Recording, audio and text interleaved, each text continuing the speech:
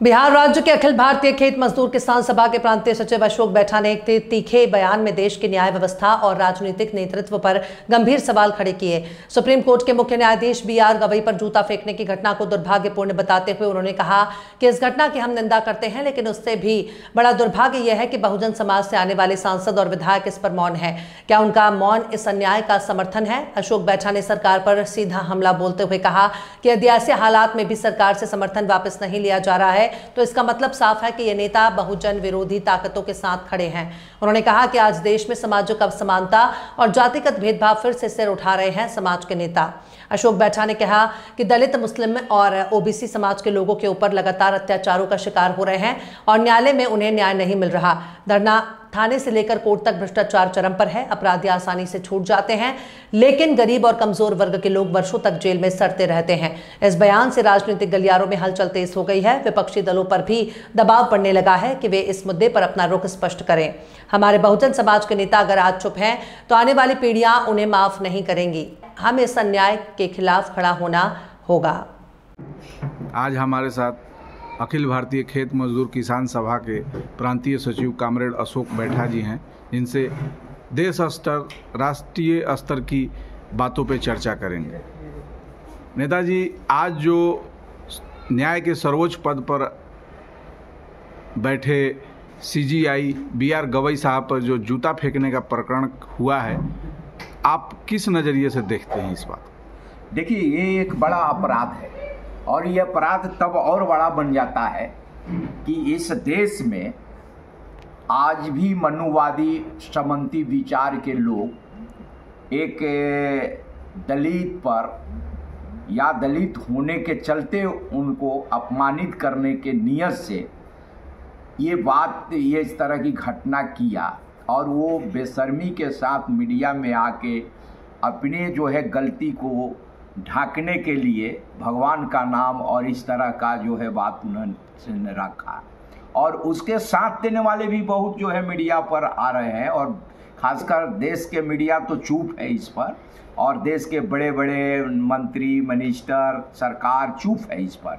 और मैं कहूँगा कि यहाँ तक कि दलित नेता भी, OBC नेता भी चुप है, क्योंकि इस तरह की घटना आज भी इस देश में हो रहा है। आम आदमी पे तो रोज हो रहा है, लेकिन सर्वोच्च कुर्सी पर या कहिए संवैधानिक कुर्सी पर बैठे व्यक्ति को भी ये लोग नहीं छोड़ रहे। इतने इनकी मनोबल हावी है।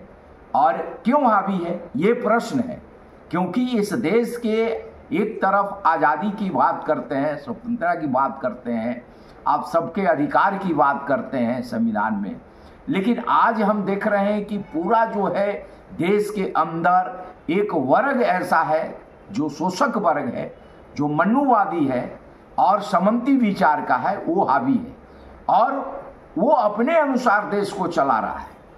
और इसमें जो है देखेंगे कि आप जो मेहनत कश वर्ग है, मेहनत कश लोग हैं, उन पर रोज जो है उनकी हत्या, उनकी बलात्कार, उनकी आग लगी। हालांकि इनकी स्थिति है, ये लोग जो जिस विचार के ये वकील है, जिस विचार के मनुवादी, ये शुरू से ये लोग इस देश में जो मेहनत कश लोग थे, जिनके पास पूरी संपत्ति था, राजा थे, महाराजा थे इस देश के, वो उस युग से उसको इन लोगों ने छल कपट करके खत्म किया, हत्या किया, उनकी जो है संपत्ति लूटा।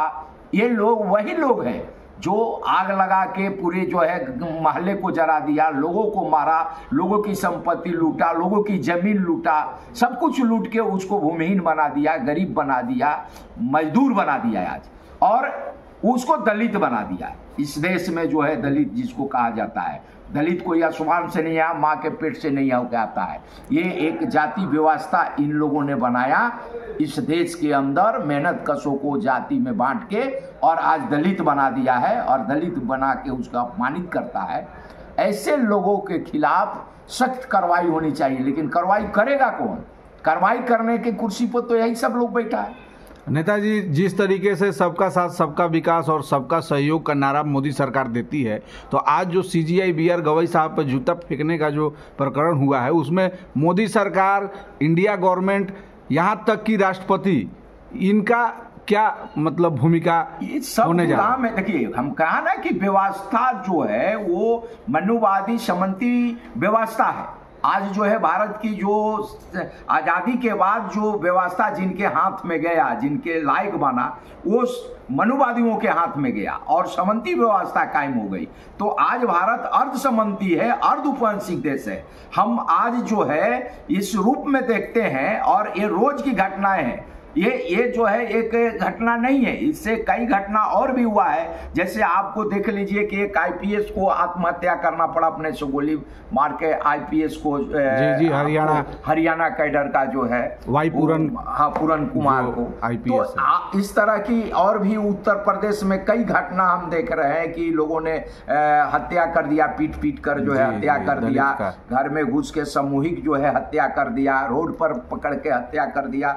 ये क्या है? या आप देखिए, जाति और जो है धार्मिक के नाम पर ये सब को उसको कर्म हो रहा है। तो मैं बता दूं, इस देश के अंदर यही लोग, यही मानसिकता के लोग, मुट्ठी भर लोग हैं और ये लोग जो है शुरू से धर्म के नाम पर, भगवान के नाम पर ये लोगों ने हत्या किया। क्या क्या नहीं अन्याय किया है। देवदासी बना के जो है महिलाओं को जो है इसने जो है सामूहिक बलात्कार करता था, उस युग से ही करते आ रहा है। सामूहिक गांव को जला के पूरी संपत्ति नुकसान करके, पूरी संपत्ति छीन के, जमीन छीन के लोगों को इस हालत में पहुंचा दिया। और आज भी ये लोग जो है अन्याय अत्याचार करता है, बैठ के खाने वाले हैं, दूसरे के कमीनी को लूटने वाले हैं। ये सब जो है अंग्रेज के साथ मिलके जो है देश को गुलाम बनाया, फिर उसके साथ साथ मुगलों के साथ मिलके इन लोगों ने देश को लूटा। ये सारे लोग वही लोग हैं जो देश पर हावी हैं, देश के संवैधानिक पद पर बैठे हुए हैं, सरकार में है, प्रशासन में है। इसलिए इस व्यवस्था के खिलाफ दलितों को, आदिवासियों को,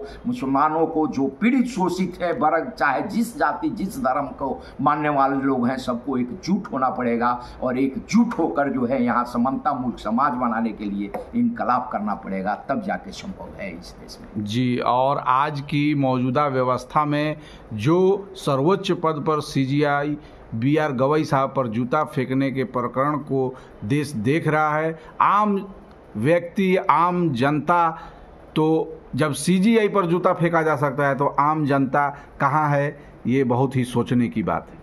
बहुत बहुत धन्यवाद माननीय नेताजी, कीमती वक्त देने के लिए।